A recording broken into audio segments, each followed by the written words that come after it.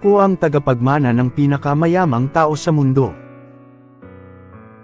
Shoutout po sa lahat nag-subscribe sa akin, marami po salamat sa inyo. Nata 131. Pagod ka na ba? Dahil nakuha na ni Cyrus ang pamana ni Sebastian, mas lalo pang dumami ang mga sexual temptations niya.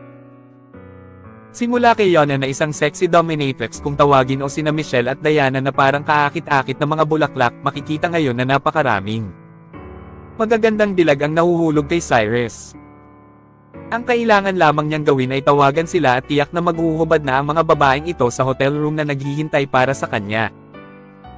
Ngunit walang kahit anong ginawa si Cyrus sa kanila dahil gusto niyang makahanap ng babaeng talagang mamahalin siya at hindi ng babaeng pera lamang ang gusto mula sa kanya.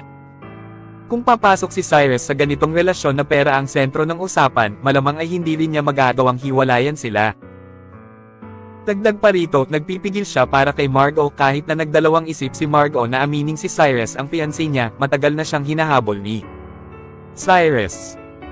Sa pananaw niya, dahil siya ay nangako na pakakasalan niya si Margot, tama lang na magdesisyon siyang pasanin ang buong responsibilidad para kay Margot.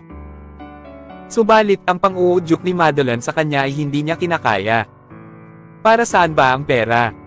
Hindi ba't para lang ito magkaroon tayo ng masaya at payapang buhay? Totoo talagang naakit si Cyrus kay Madeline. Kapag nakipagtalik siya sa babaeng katulad niya, sa tingin ni Cyrus ay parang hindi na siya logi. Talagang nagtitiis lamang siya, pinipilit na patayin ang apoy na nararamdaman niyang nasusunog ngayon sa kanyang puso. Pero sa kabila nito, nagawa pa rin ni Madeline na mag-init siya dahil sa mga sinabi niya. Ang mga dahilan niya para pigilan ang galit niya ay hindi na valid ngayon. At mayroon siyang kailangang patunayang mas mahalagang bagay. Dahil si Madeline ang nangunang magyaya kay Cyrus na makipagtalik kahit na hindi niya pa ito kilala. Kahit na mayroong nangyari sa pagitan nila, hindi na kailangan ni Cyrus na maging responsable para sa kanya. Kaya niyang uwi ang $200,000 in cash. At kung ano man ang nangyari noong gabi na iyon ay mananatili lamang sa bilya. Nagbago ng bigla ang isip ni Cyrus nang marinig niya ang mga sinabi nila. Kukunin ni Cyrus ang katawan ni Madeline at malaman ang ay nagawan din ni Madeline ng solusyon ang lahat ng kanyang mga problema pagbalik. Kinuha lang talaga nilang dalawa ang kanilang mga kailangan, pagtapos nila ay maghihiwalay na sila ng landas. Nang hindi man lang iniistorbo ang isa't isa pa. Si Cyrus naman ay hindi magiging talunan kung ito nga ang magaganap. Habang nakahiga sa kama, nagsimula nang bumilis ang tibok ng puso ni Madeline. Hindi pa siya nakakalapit ng ganito sa mga lalaki kahit noong bata pa ako, kaya naman kinakabahan siya dahil inaasahan niya lang ano ang mga susunod na maaaring magyayari. Dahil nakita ni Cyrus ang kinakabahang ekspresyon sa mukha ni Madeline, nagdalawang isip siya, at sunod ay bumulong siya sa kanyang tainga, hindi pa huli ang lahat para magbago ang isip mo. Ako. Binuksan ni Madeline ang bibig niya para magsalita, subalit matapos ang panandaliang pag-iisip, siya ay bumulong, sige na tapusin na natin. Hindi kayo magsisisi. Sa sandaling ito, hindi na nakipag-asaran pa si Cyrus at dumiretso na siya sa trabaho. Yumuko siya at sinabing mag-iwan ng halik sa mga magaganda at maliliit na mga labi ni Madeline. Nakita rin ni Madeline na nakatitig siya sa iyong mga labi, bigla siyang lumingon sa umiwas ng tingin upang mapigilan ito. Ikaw, ano ang balak mong gawin?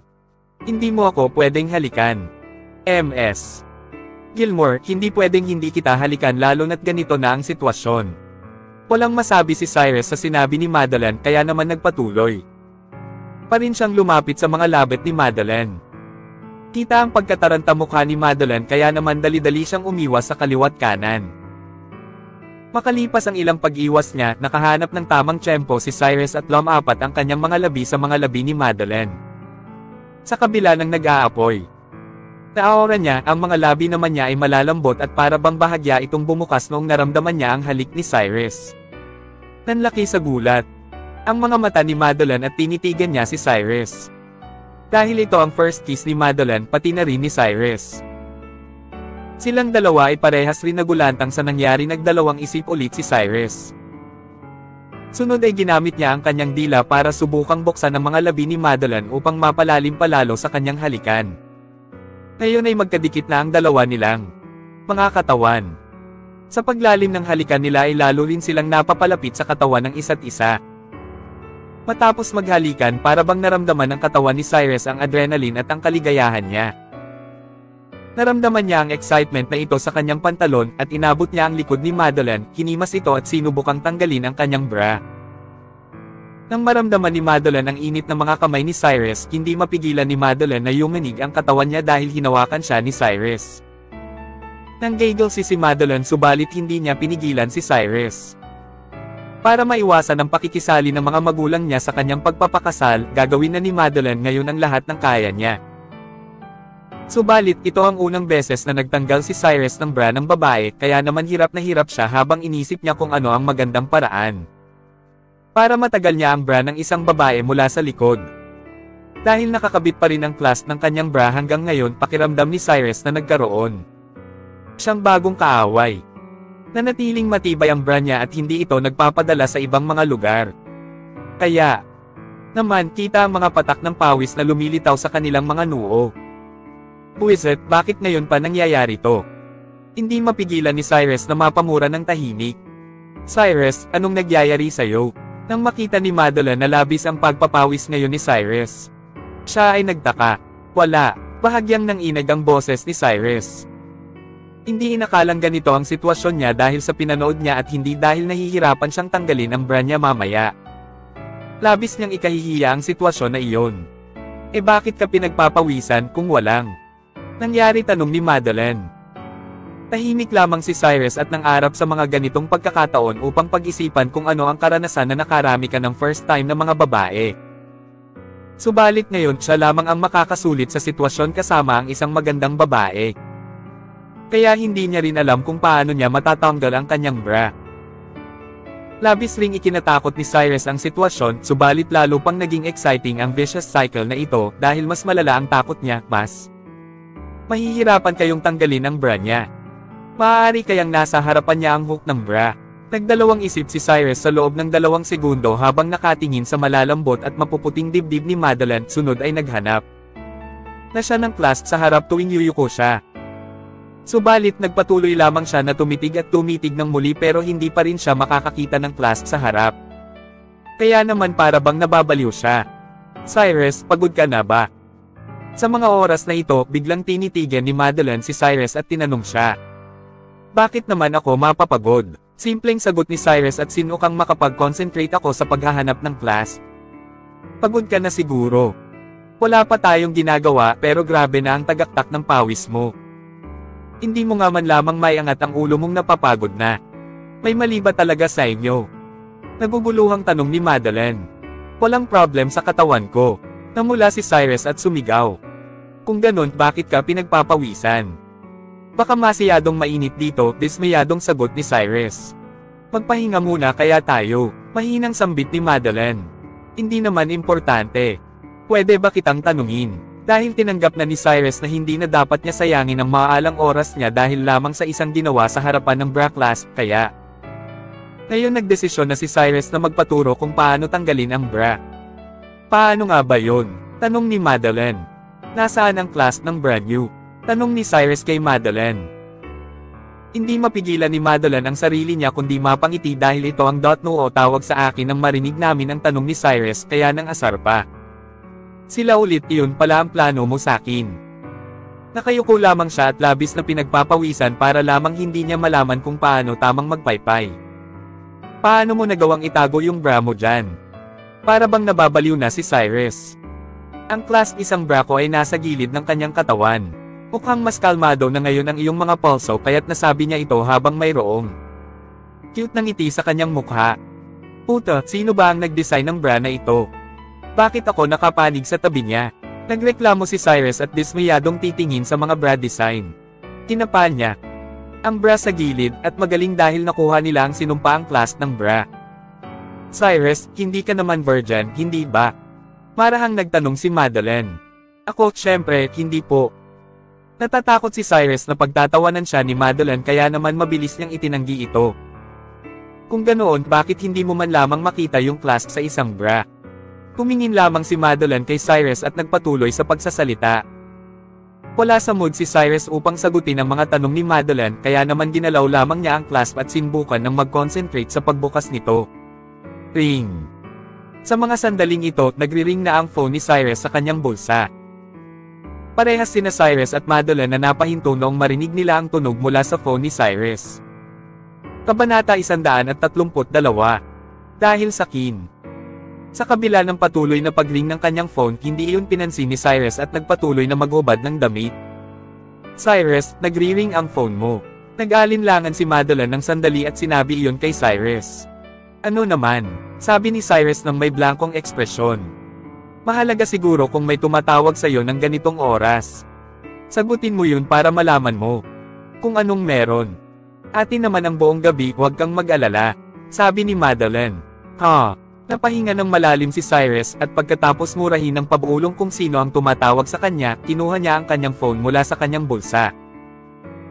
Sa sandaling makita ni Cyrus ang pangalan sa phone, binawi niya ang mura niya, natuliro dahil ang taong tumatawag sa kanya ay walang iba kundi ang kanyang fiancé na si Margot.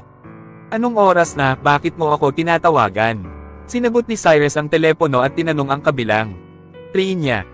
Cyrus, pumunta ka sa company ko bukas ng 10:00 ng umaga. Tandaan mong dalhin ang ID card mo saka ang household registration documents mo, Kukuha na tayo ng marriage certificate natin, sabi ni Margot ng may pagod na boses. Sa kumpanya mo. Ay text ko sa iyo ang address ng company. Mamaya, huwag kang mahuhulil, alam ni Margot na itatanong iyon ni Cyrus, kaya agad siyang nagsalita. Sige, nakuha ko, tumanggo si Cyrus. Kita-kita bukas, sagot ni Margot pagkatapos ay pinatay ang telepono.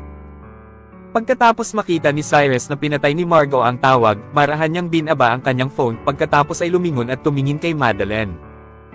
Nakaramdam siya ng konsensya sa kanyang puso. Kahit nasa papel lang sila ni Margot na mag-asawa. Wala namang ginawang masama si Margot para balewalain ang kasunduan nila, pero ayon siya, may kasamang ibang babae sa kama. Kung si Margot ang may kasamang ibang lalaki, ayos lang kaya iyon kay Cyrus. Tiyak na hindi iyon matatanggap ni Cyrus. Kahit na noong nag-propose si James kay Margot. Nakaramdam si Cyrus ng selos, paano pa kaya kung magkasama na sila sa kama?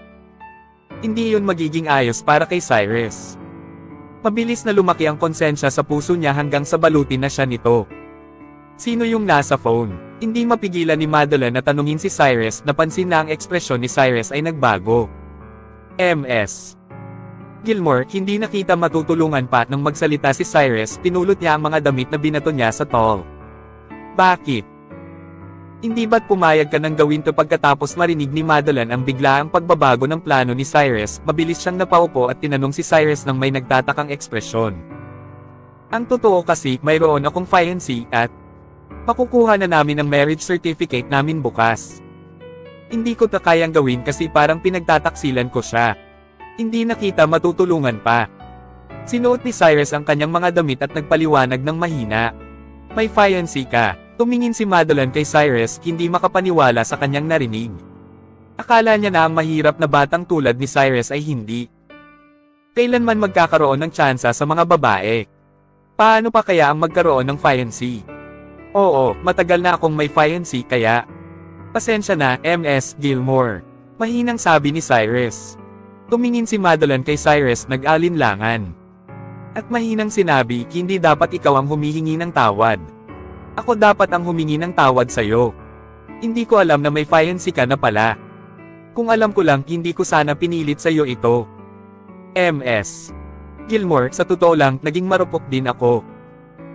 Kung ako ang tatanungin, sa tingin ko ay maghanap ka ng taong talagang gusto mo at makasama siya kung gusto mong iwasan na mapasok sa isang pilit na kasal na gawa ng mga magulang mo. Hindi ka dapat gumagamit ng ganitong mga paraan. Sabi ni Cyrus kay Madeline ng may seryosong ekspresyon. Hindi mo kasi maintindihan ang sitwasyon ko. Gusto ko rin makakita ng lalaking magugustuhan ko pero hindi, wala akong makitang ganon. Napangiti si Madeline at nagpatuloy, okay, dahil tapos na tayo rito, pwede ka nang umalis. Siguro nga ay ito ang kapalaran ko. Magpapakasal din naman ako. Balang araw. At ang lalaking pinakilala sa kinang ina ko ay mukhang ayos lang din naman. Kaya tatanggapin ko na ang kapalaran ko.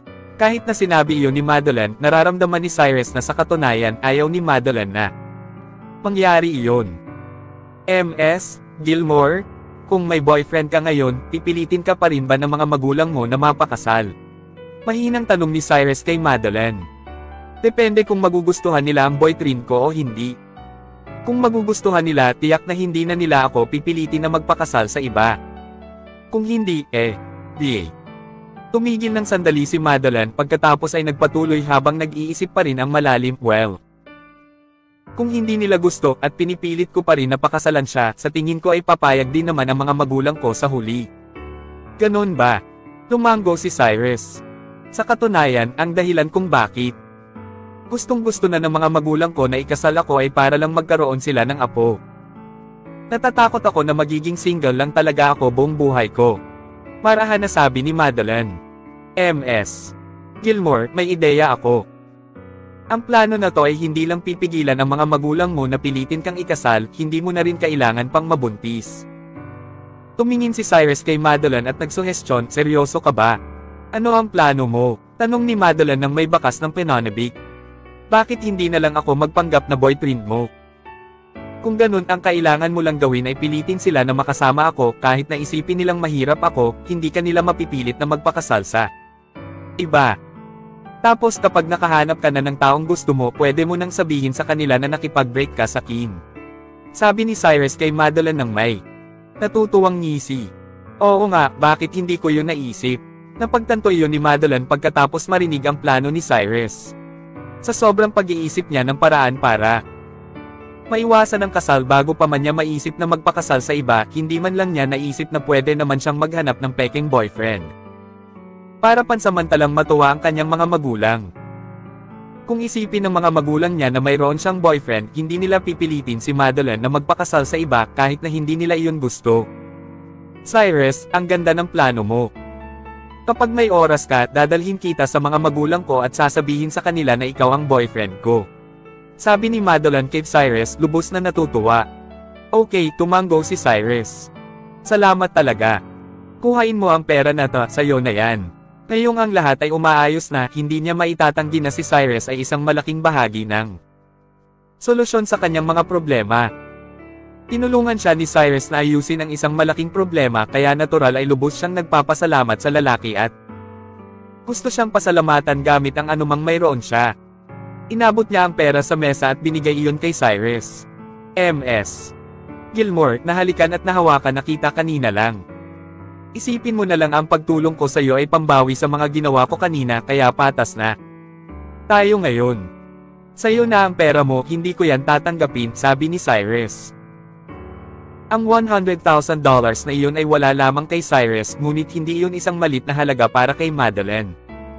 Walang plano si Cyrus na tanggapin iyon. Hindi mapigilan ni Madeline na isipin kung ano ang ginagawa nila ni Cyrus sa kama at ang maganda niyang mukha ay namulan ng bahagya. Oh, sige, Ms. Gilmore. Uuwi na ako ngayon. Tumingin si Cyrus kay Madeline at ngumiti. Pagkatapos ay tumalikod at naglakad palabas ng villa. Habang pinapanood ni Madeline si Cyrus na paalis, isang bakas ng pagdududa ang lumitaw sa kanyang mga mata. Tuliro siya roon, napagtanto na hindi naman mukhang mahirap si Cyrus. Hindi siya kumilos na parang isang tipikal na mahirap na lalaki. Kung di, bakit hindi siya interesado ng kahit kaunti sa pera? Pagkatapos umalis ng villa, nagtawag si Cyrus ng isang taxi at umuwi na. Humiga si Cyrus sa kanyang matigas na kahoy na kama, inaalala ang sexy na katawan ni Madeline, nakaramdam siya ng kaunting lungkot dahil sa mga pinili niyang gawin noong gabing iyon. Kung di dahil sa tawag ni Margot, nakahiga na sana si Cyrus sa malambot na kama ni Madeline, natutulog ng yakap-yakap ang malambot na katawan ni Madeline, hindi ba? Grabe ang araw na to. Whatever, ayaw ko nang isipin pa. Magiging official na ang kasal namin ni Margot bukas. Napabuntong hininga ng bahagya. Si Cyrus pagkatapos ay pinaikit ang kanyang mga mata at nakatulog. Kinaumagahan. Lagpas na ng alas 9, inimpake ni Cyrus ang kanyang ID card at household registration book at nagtungo sa address na tinext sa kanya ni Margot kagabi, na isa palang cosmetics company. Ang gusali ay hindi maliit at mukhang kaya nitong mag-employ ng 50 hanggang 60 mga tao. Pagkatapos pumasok ng gusali, tumingin si Cyrus sa paligid at tumingin sa yayamaning dekorasyon sa loob. Hello, sir, may hinahanap ka po ba? Magalang na tanong ng babaeng nasa front desk kay Cyrus. Narito ako para kay Margo Suarez. Casual na sabi ni Cyrus. Nasa isang meeting ngayon si MS. Suarez. Pwede ka pong maghintay para sa kanya sa lounge. Mabilis na sagot ng babae. Sige. Pumango si Cyrus pagkatapos ay nagtungo sa lounge. Ang magandang receptionist sa front desk ay binigyan si Cyrus ng isang baso ng tubig at pinakitaan siya ng magandang ngiti. Umupo si Cyrus sa upuan sa lounge at inobserbahan ang kanyang paligid. Dahil ang conference room ay napapalibutan ng salamin ng mga pader lamang, nakikita ni Cyrus na si Margo ay nasa isang meeting, ngunit hindi niya mahulaan kung ano ang sinasabi ni Margo. Si Margo ay mayroong galit na ekspresyon sa kanyang mukha at mukhang nakikipagtalo siya sa isang nakasalamin na middle-aged na lalaki. May problema kaya si Margo? Hindi mapigilan ni Cyrus na maisip. Cyrus. Sa sandaling ito, biglang nakarinig si Cyrus ng pamilyar na boses na tumawag sa kanya. Siya ay natigilan ng sandali pagkatapos ay lumingon at nakita na ang taong kumakausap sa kanya ay walang iba kundi ang pinsan ni Margo, si Monica. Bakit ka narito sa company ni Margo? Lumapit si Monica kay Cyrus at nagtanong ng may nagtatakang ekspresyon. Company to ng fiancé ko, kaya walang mali kung pupunta ako rito kapag gusto ko, malamig na sabi ni Cyrus. Ikaw. Tumingin ng masama si Monica kay Cyrus pagkatapos ay sinabi sa isang mahinang boses. Wala ka talagang hiya. Sa papel lang kayo mag-asawa ni Margo. Tumigil ka na sa pagsasamantala sa kanya at paggamit ng reputasyon niya para manloko ng mga tao. Alam mo ba kung ano ang nangyayari roon? Wala sa mood si Cyrus para makipagtalo kay Monica. Kaya nag-alinlangan siya at tinuro ang conference room. May lakas ka pa ng loob na magtanong. Namrumrubol mo siya ngayon dahil sayo.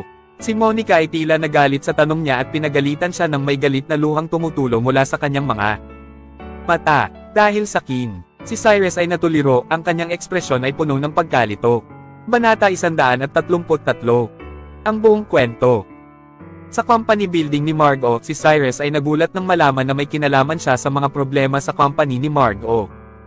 Kung di dahil sa pagbisita niya ngayong araw, hindi pa malalaman ni Cyrus na si Margo ay nagpapatakbo ng isang cosmetics business. Hindi pa nga ako nakakapunta sa company na ta. Anong kinalaman sa akin ng mga problema ng company na ta? Tumingin si Cyrus kay Monica at nagtanong. Huwag kang magmaang-maangan. Ikaw ang dahilan kung bakit bumubuo ang company na to. Kung di dahil sa'yo, aalisin ba ni James ang investment niya sa company ni Margo? Kung hindi inalis ni James ang investment niya, ang mga shareholders ba na yan ay pupunta rito para gumawa ng gulo? Nakasimangot na sabi ni Monica. James. Dahil dito, hindi mapigilan ni Cyrus na mabigla pagkatapos ay naalala niya ang mayaman na taong nag-propose kay Margo ay parang James ang pangalan. Monica, pwede mo bang sabihin sa Kim kung anong kinalaman nito sa Kim? Nag-alinlangan si Cyrus ng sandali at tinanong si Monica ng may seryosong ekspresyon. Lumingon si Monica at mapait na tumingin kay Cyrus at sinabi sa isang lubos na naiinis na tono, isa ka lang namang tao na namumulot ng bote para kumita.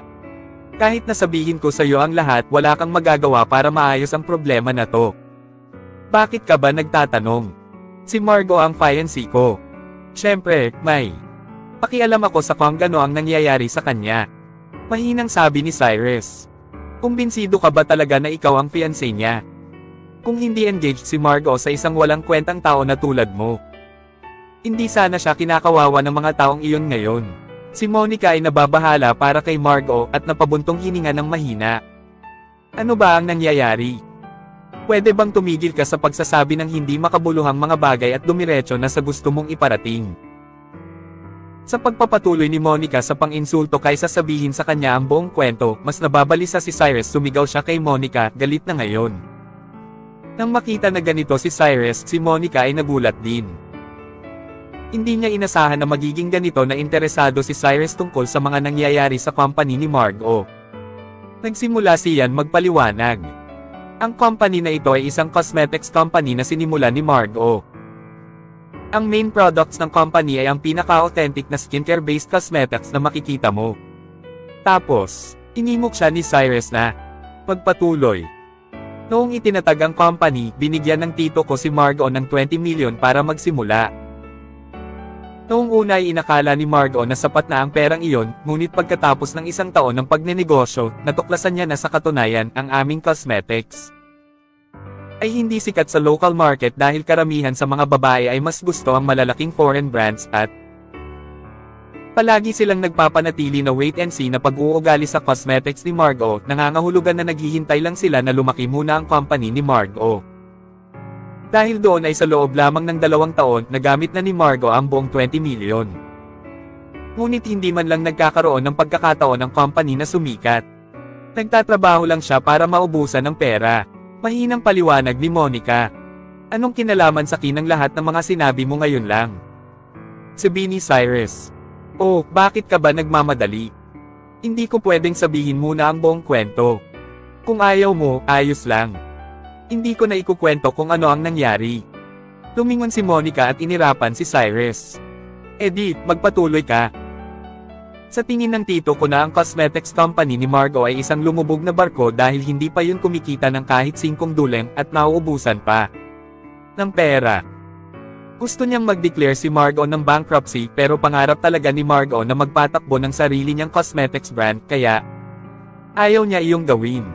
Ilang beses na silang nag-aaway dahil doon. Sa huli, walang ibang magawa ang tito ko kundi ang ibigay na lang kay Margot ang lahat ng iyon para pangalagaan. Pumayag siyang hayaan si Margot na ipagpatuloy ang kanyang cosmetic brand ngunit hindi na niya susuportahan financially si Margot. Well, ang company ng tito ko ay matagal na ring naghihirap kaya kahit na gusto niyang tumulong wala siyang pera. Ang maliit na mga labi ni Monica ay nagpatuloy sa pagpapaliwanag, tumingin si Cyrus kay Monica at hindi nagsalita. Dahil hindi pa rin niya naiintindihan kung ano ang kinalaman niya sa mga taong iyon sa conference room. Dahil sa kawalan ng financial support mula sa tito ko, ang economic share ng company ni Margot ay nagkawatak-watek. Walang ibang magagawa si Margot kundi ang maghanap ng external investments. Sa kabutihang palad, si Margot ay sikat. Nabenta niya ang 50% ng shares ng company sa mga taong nasa conference room. Tumingon si Monica at sumulyap sa conference room at hinanaan ang kanyang boses na para bang natatakot siyang marinig ng iba. Ang mga taong iyon ay shareholders ng company ni Margot ngayon, hindi ba? Tanong ni Cyrus. Oo, lahat sila ay shareholders. Tumango si Monica pagkatapos ay malungkot na sinabi. Pagkatapos ibenta ni Margot ang kanyang shares, nakakuha siya ng capital kaya sinimulan niyang gastusin iyon para i-promote ang mga produkto ng company, ngunit hindi pa rin gumanda ang sales ng company. Sa puntong ito, ang mga shareholders na to ay nagsimulang pahirapan si Margot. Gusto nilang baguhin ni Margot ang business model ng company na ito mula sa paggawa ng authentic skincare-based cosmetics sa pagiging isang agent ng malaking foreign cosmetics brands. Tapos, tanong ni Cyrus. Sinimula ni Margot ang company na ito para gumawa ng skincare-based cosmetics. Passionate siya sa skincare. Paano niya gugustuhin na maging isang foreign agent lang din ibenta ang produkto ng ibang manufacturers? Kaya hindi pumayag si Margot sa ideya ng mga shareholders at ang mga shareholders ay nagsimulang alisin ang kanilang shares. Pagpapatuloy ni Monica. Ano naman? Kung gusto nilang i-withdraw ang shares nila, hayaan nyo lang, sabi ni Cyrus sa isang kalmadong tono. Cyrus, isa ka bang tanga? Sa tingin mo ba ay ganun lang ka-simple para sa shareholders na i-withdraw ang kanilang shares? Kung i-withdraw ng lahat ng yan ang kanilang shares, kailangan ni Margot na magbayad ng malaking severance pay, ngunit wala man lang siyang pera para gawin yun ngayon. Tumingin si Monica kay Cyrus at malungkot na sinabi. Anong mangyayari kung wala siyang pera para bayaran ang severance pay? Napakunot ang noo ni Cyrus at nagtanong. Kung walang pera si Margot, pupunta sila sa korte para i-demanda si Margot. Ang huling resulta ay matatalo si Margot sa kaso at mawawala ng pera. Pagkatapos ay kailangang magdeklara ng company ng bankruptcy. Ganun ba? Napatango si Cyrus.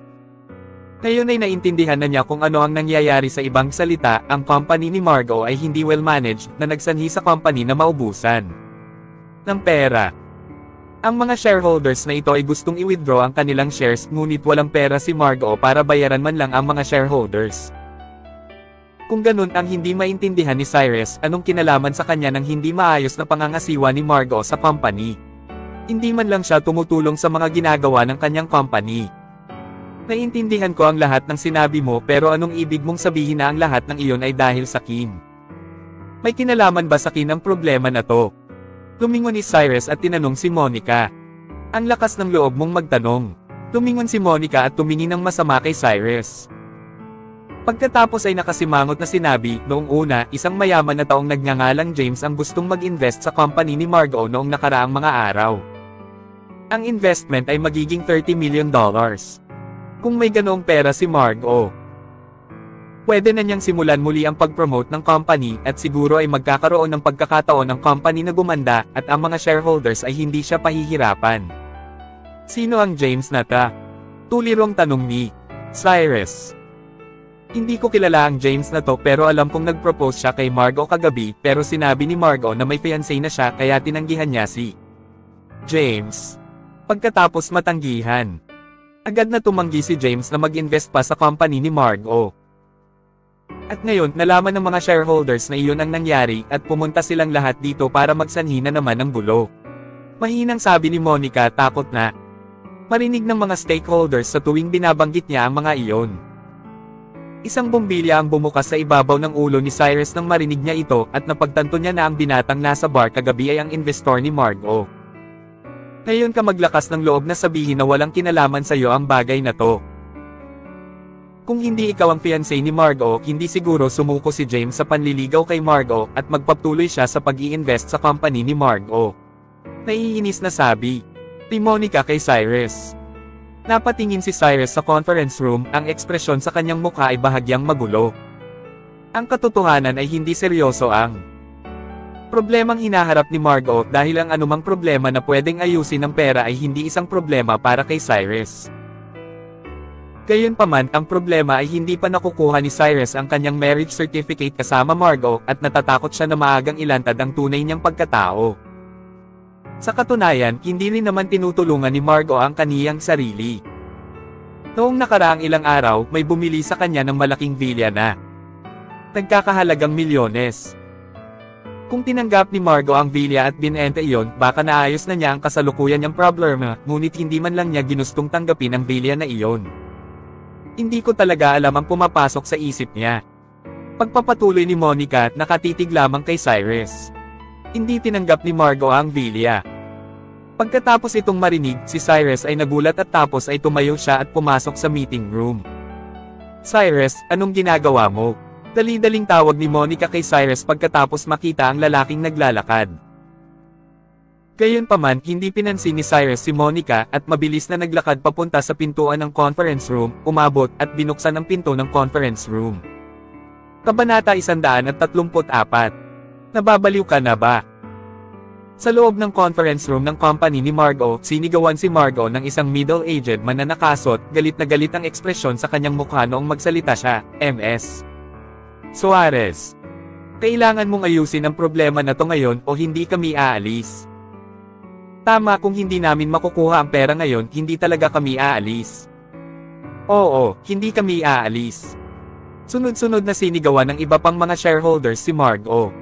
Mr. White at Mr.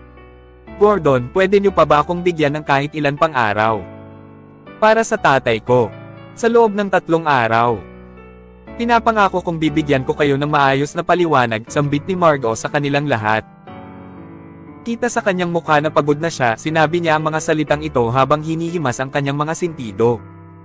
Gusto mo pang bigyan ka ng ilang araw? Nang marinig ito ng middle-aged man, hindi niya mapigil ang mapang-isi. Margot, nag-invest kami sa kumpanya mo dahil sa pagkakaibigan namin ng ama mo at para rin sa kanya kung bakit namin hinayaang ikaw ang magpatakbo ng kumpanya.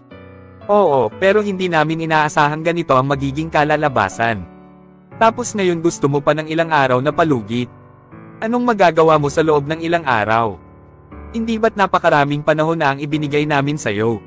Mag-isip ka muna bago ka magsalita. Alam ko naman na inalagaan niyo ako ng maayos pero may problema talaga akong pinagdadaanan ngayon, kasi nakatingin si Margot sa kanilang lahat na tila ba gusto niya pang magpaliwanag. Ikaw, ginagawa mo na lang palaging tungkol sa'yo. Nakaraang araw, akala namin na mag-i-invest si James sa kumpanya namin at nababaguhin niya to. Pero ngayon pati investment ni James sinira mo na rin ito na ang punto na hindi na namin kayang magtiwala pa sa'yo. Kailangan mong magbigay ng proper settlement sa amin ngayon kahit yun na lang. Sigaw ng middle-aged man. Nanlaki ng sobra ang kanyang mga mata na para bang pop-utok na ito. Pero wala akong pera para maibalik sa inyo ang mga shares nyo ngayon. Nakaupo si Margo habang sumisigaw, kita ang pagkadesperado niya sa kanyang ekspresyon. Wala kaming pakialam kung wala kang pagkukuhanan ng pera para maibalik sa amin ang binawi naming mga shares. Magpunta ka kay James ngayon.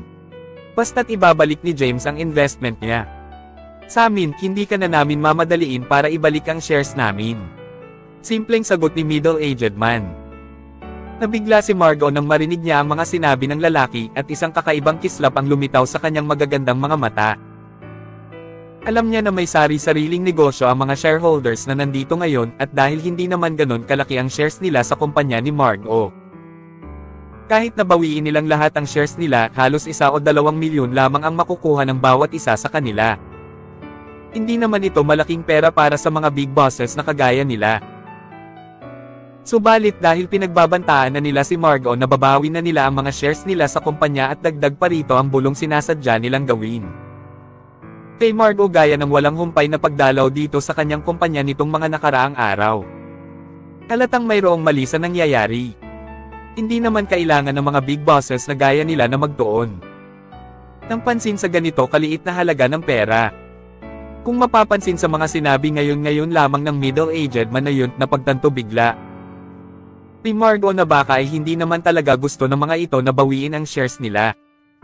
Malamang ay nakikipagtulungan lang sila kay James. Nandito sila para pilitin siyang puntahan si James para lumuhod sa harap niya at pumayag ng maging girlfriend niya. Ang lahat ng mga nangyari nitong mga nakaraang araw ay plano ni James upang mapasakaniya si Margo. Sa kabila nito, kahit na alam na ni Margo ang mga plano ni James, wala pa rin siyang solusyon sa problema niya. Dalawa lang ang maaaring mangyari, una ay ang pagbawi ng mga shareholders sa kanilang shares na siya ring dahilan kung bakit siya magde-declare ng bankruptcy o papayag siyang maging girlfriend ni James, subalit magiging imposible para kay Margo na maging masaya kasama ang isang taong kagaya ni James. Margo, ang kailangan mo lang gawin ngayon ay tawagan si James. Kapag pumayag si James na mag-invest sa kumpanya natin, hindi na namin hihingiin ang refund para sa shares namin. Ganun lang kadali. Bakit mo ba pinapahirapan ang sarili mo? Oo nga, Margo, isang tawag lang naman. Mahirap ba yun? Sigaw ng isa pang lalaki. Bam! Biglang bumukas ang pinto ng conference room. Napalingon ang lahat nang marinig nila ang ingay at sila ay nakatingin ngayon sa entrance ng conference room. Nang makita ni Margo si Cyrus na naglalakad papasok, napahinto siya ng panandalian, sunod ay napasimangot siya at nagtatakang sinabi, Cyrus, bakit ka pumasok dito? Lumabas ka. Nandito ako para tulungan kang ayusin ang problema mo. Bahagyang sumulyap si Cyrus kay Margo at kalmadong sinagot ang tanong nito. Tulungan mo akong ayusin to. Hindi. Mapigilan ni Margo na mapangiti nang marinig niya ang mga sinabi ni Cyrus. Alam ni Margo na ang kalibre ni Cyrus ay para lamang sa mga taong namumulot ng bote, kaya naman matray siyang sumagot, hindi mo kayang solusyonan ang problema na to. Mamili ka ng haharapin mo, pwede. Lumabas ka na lang. Cyrus, bakit ka pumasok? Tara na at lumabas na tayo, huwag mo nang pahirapan palalo si Margo. Sa sandaling ito, kahit si Monica ay pumasok na para pag-alitan siya. Sino yang bata na yan? Kaya ba niyang ibalik ang refund para sa mga shares natin o maghanap ng taong mag-i-invest sa kumpanya? Hahaha. Nang marinig ng mga big bosses sa conference room ang mga sinabi ni Cyrus na nandito siya para solusyonan ang problema ng kumpanya, nagsitawanan sila. Lalo pang naging dismayado ang ekspresyon ni Margo. Mahirap na studyante lamang si Cyrus at isa lamang siyang waiter sa bar. Ang problema ngayon ng kanyang kumpanya ay hindi kayang ayusin ng isang taong kagaya ni Cyrus. Tumagdag pa ang panunukso at tawanan ng mga taong nakapalibot ang pagkailang na nararamdaman ni Margo. Tumingin lamang si Cyrus kay Margo at sinabing, aayusin ko ang problema mo ngayon, kaya maniwala ka sa akin. Cyrus, hindi mo ba naiisip na masyado ng malaki ang problema na to? Pwede bang tigilan mo na ako? Lalo mo lang akong pinahihirapan. Bilisan mo. Na at lumayas ka na rito. Huwag mo nang ipahiya ang sarili mo, pwede ba? Kahit na alam naman ni Margot na maganda ang intensyon ni Cyrus, hindi ito isang bagay na kayang gawa ng paraan ni Cyrus. Kaya't sumimangot na lang si Margot at pinagalitan siya, hinihiling niya na makumbinsi niya si Cyrus gamit ang kaniyang pagsusungit na umalis na upang hindi niya na lalong mapahiya ang sarili niya. Margot, sino ba tong bata na ta? Employee ba siya ng kumpanya mo? Tiningnan ng isang middle-aged man si Cyrus mula ulo hanggang paa at tinanong ito. Ako ang fiancé niya. Bago pa man matapos magsalita si Margot, sumingit na si Cyrus. Fiancé. Nang marinig nilang lahat ang mga sinabi ni Cyrus, napahinto sila, kita ang pagkagulantang nilang lahat. Alam nilang lahat na ni-reject ni Margot si James kahapon dahil mayroon na siyang fiancé, pero hindi nila inakalang ang fiancé pala ni Margot ay ang mahirap na lalaking ito na may suot na ordinaryong mga damit. Hindi maintindihan ng lahat kung bakit engaged si Margot sa isang taong katulad ni Cyrus. Lumingon si Margot para tingnan ng masama si Cyrus, para bang galit na galit siya dahil inilantad lang naman ni Cyrus ang relasyon nilang dalawa. Cyrus, lumayas ka na rito ngayon na. Malapit nang maiyak si Margot, nangingilid na ang mga luha sa kanyang mga mata. Ako ang fiancé mo at dahil may problema ka sa kumpanya mo, hindi lang ako tutunganga dyan sa tabi. Tumingin si Cyrus kay Margot at diretsyong sinabi ang mga salitang ito. Cyrus, may problema ba yang utak mo? Sa tingin mo ba kaya mong asikasuhin ang mga problema sa kumpanya ni Margot?